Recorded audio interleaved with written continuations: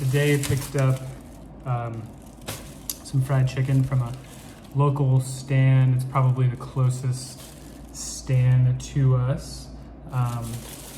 And I just wanted to let you guys see, I think I've showed you guys before, but you get a little bit of sticky rice. You get some of this like chili sauce.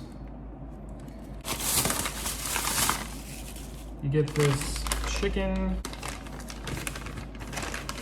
Sometimes they put garlic, like fried garlic in it. Sometimes they don't. But yeah, it's pretty simple.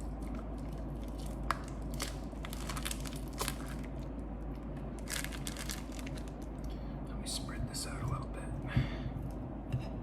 I like to put it all on my rice and all over the chicken.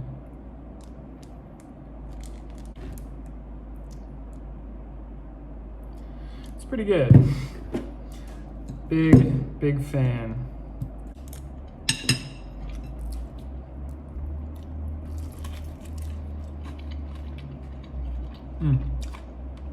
Yeah, so it's 45 baht, which is like not even $1.50.